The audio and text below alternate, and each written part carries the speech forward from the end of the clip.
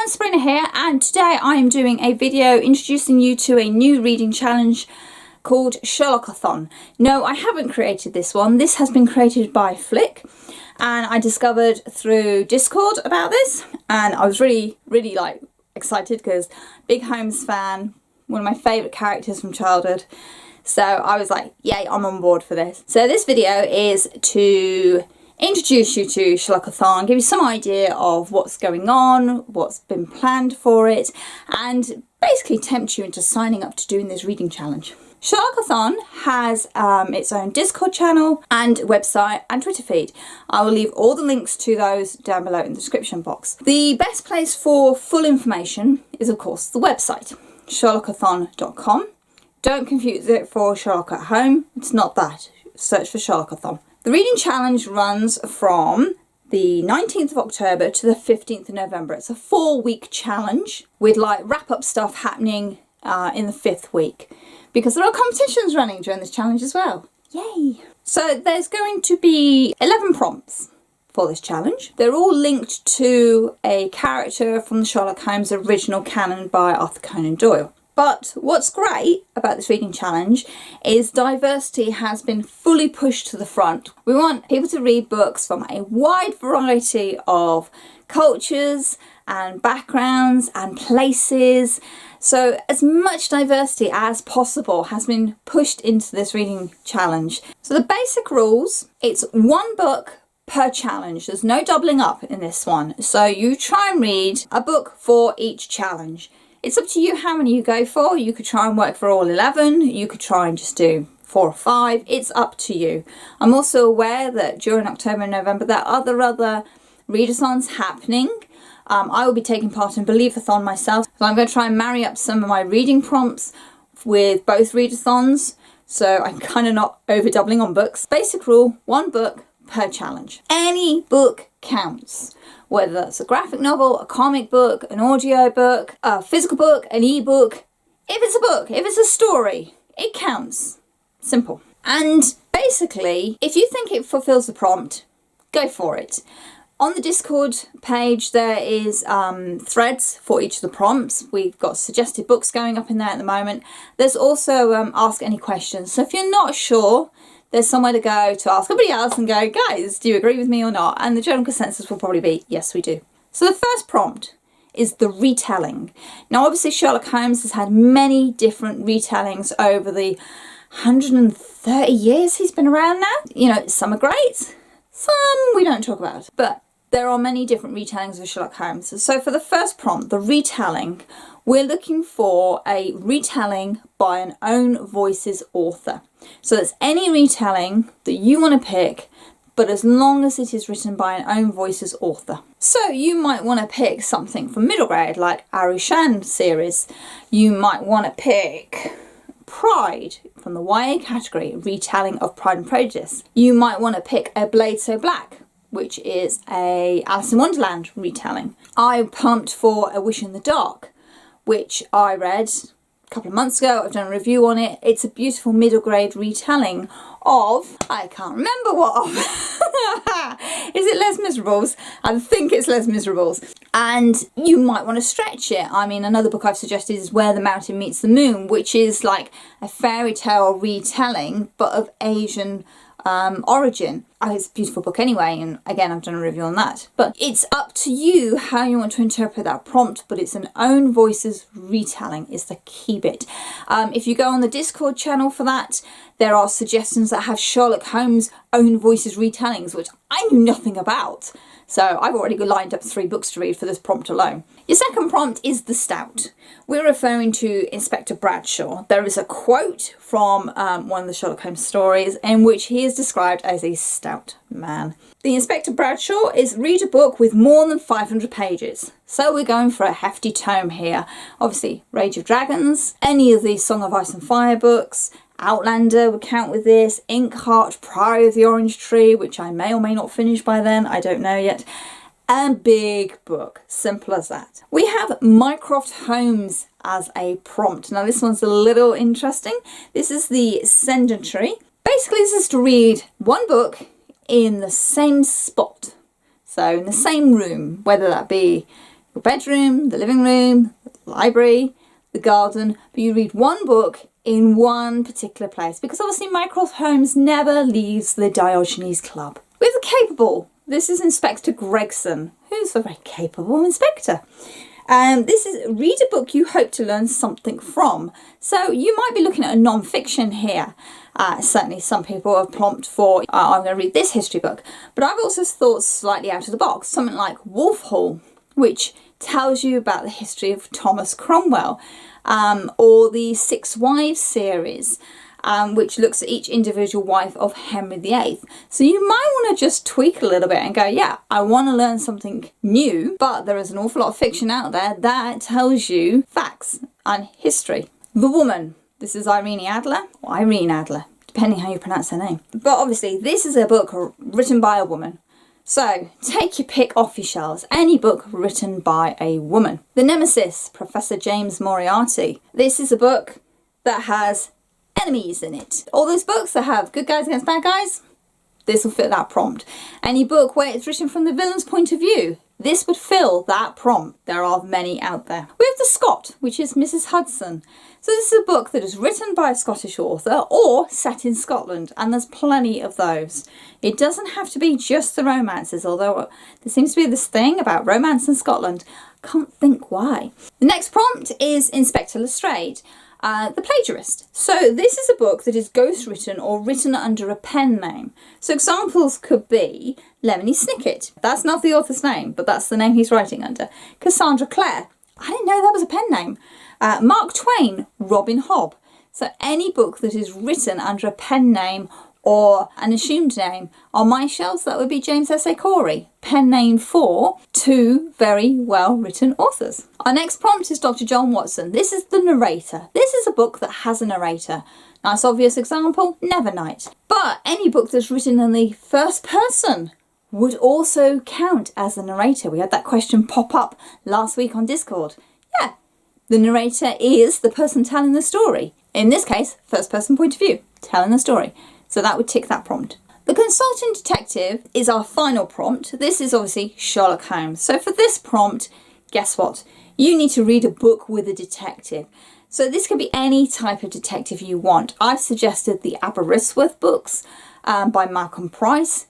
Proper noir crime, very, very cool. You could read anything by Agatha Christie, obviously Conan Doyle himself, Ian Banks. There are so many detective stories out there. There are so many different types of detectives as well. You know, the number one ladies detective agency. There's so much to pick from in that prompt itself. Detectives come in all shapes and sizes. Our bonus prompt is Toby. Toby is, of course, Sherlock Holmes' bloodhound, and I adore him. This is to read the group book, which is The Hound of the Baskervilles by Arthur Conan Doyle himself. There will be a read-along for that over the Halloween weekend. I'll give you details in a minute. So there you are, 11 prompts. It's nice and wide, so there is so much you could pick from.